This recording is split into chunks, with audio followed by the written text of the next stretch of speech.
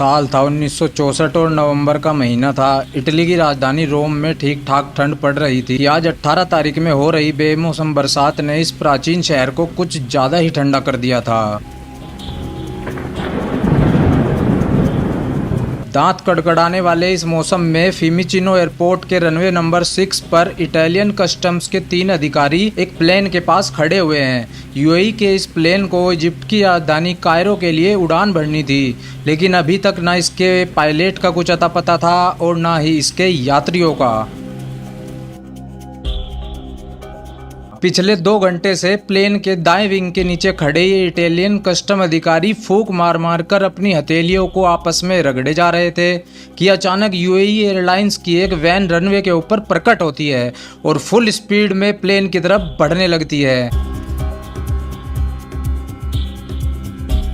Plane के पास पहुंच गाड़ी का ड्राइवर पूरी ताकत से ब्रेक लगाता है और गाड़ी स्किट मारती हुई प्लेन के बाई विंग के नीचे आकर रुक जाती है। वैन के रुकते ही वैन की फ्रंट सीट से इजिप्शियन मूल के 2 आदमी बाहर निकलते हैं और पीछे का दरवाजा खोल एक मेटल ट्रंक यानी संदूक को बाहर निकालने का प्रयास करने लगते हैं। इस संदूक के ऊपर फ्रेंच, इटालियन और अरबी अक्षरों में डिप्लोमेटिक लगेज लिखा हुआ था और इन दोनों लोगों को जोड़ लगाते देख साफ पता चल रहा था कि इसके अंदर कुछ बहुत ही भारी सामान ले जाया जा रहा है। अरे थोड़ा जल्दी करो, हमें जल्द से जल्द यहाँ से निकलना है। इनमें से एक इजिप्शियन कस्टम अधिकारियों की तरफ देख कहता है कि भाई साहब जरा आप भी हाथ लगवा दोगे तो काम थोड़ा जल्दी हो जाएगा, और हाँ ध्यान से उठाना, संदूक नीचे नहीं गिरना चाहिए। अंग्रेजी में ये कहने के बाद अपने दूसरे साथी की तरफ देख मुस्कुराते हुए अरबी में कहता है, वैसे तो इसको जानवरों वाले कंपार्टमेंट में ही फेंकना है। इस इजिप्शियन का ये मजाक खत्म होते ही इसका साथी और ये ठाके मारकर हंसने लगते हैं,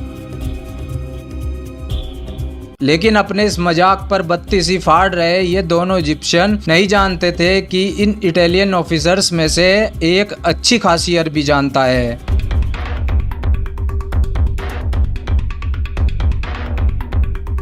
और अरबी जानने वाला वो इटालियन ऑफिसर ऐसा कुछ व्यक्त भी नहीं होने देता, लेकिन अब उसके मन में उत्सुकता जरूर जाग चुकी थी। एक इतना बड़ा संदूक जिसके ऊपर डिप्लोमेटिक लगेज लिखा हुआ है, वो आखिर एनिमल सेक्शन में क्यों जाने लगा? उसे तो प्लेन के लगेज कंपार्टमेंट में जाना चाहिए। यही सोचते हुए ये इटालियन ऑफिसर अपने साथियों के साथ दोनों इजिप्शियन की मदद करने के लिए आगे बढ़ जाता है। संदूक के पास पहुंच ये कस्टम अधिकारी नोटिस करता है कि उसके ऊपर ministry of foreign affairs Cairo और प्रॉपर्टी ऑफ इजिप्शियन एम्बेसी रोम लिखा हुआ है। इसका मतलब ये था कि वियना कन्वेंशन के नियमों के अनुसार ये अधिकारी चाहकर भी इसकी चेकिंग नहीं कर सकते थे। लेकिन अरबी बोलने वाले इस कस्टम अधिकारी की बाईं आंख तो अब फड़फड़ाना शुरू कर चुकी थी। वो देख रहा था कि बारिश में लबालब इस ठंडे मौसम में भी इन हट्टे कट्टे इजिप्शियन के माथों से पसीना रिस रहा है। सर क्या मैं आपसे पूछ सकता हूँ इस संदूक के अंदर क्या है?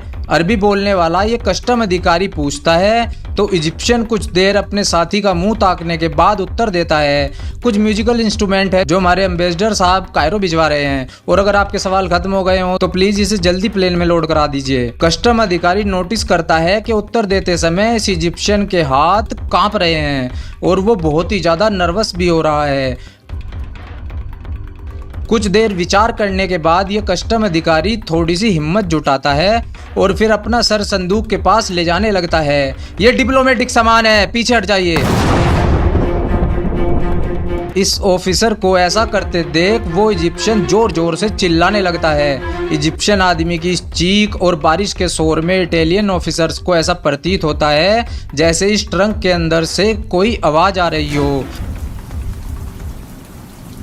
लेकिन ये उनका एक वहम भी हो सकता था। कुछ क्षणों तक ऑफिसर इजिप्शियन और उसके संदूक को घूरने के बाद ये अधिकारी अपना मुंह बंद करने का इशारा करते हुए एक बार फिर अपना सर संदूक की तरफ झुकाना शुरू कर देता है और अब वो आवाज बिल्कुल साफ हो चुकी थी। गलती या शक का कोई स्कोप नहीं रह गया था। पहले इंग्लिश फिर इटालियन और फ्रेंच में ट्रंक के अंदर से आ रही ये आवाज ये कहने का प्रयास कर रही थी, help help save me assassin.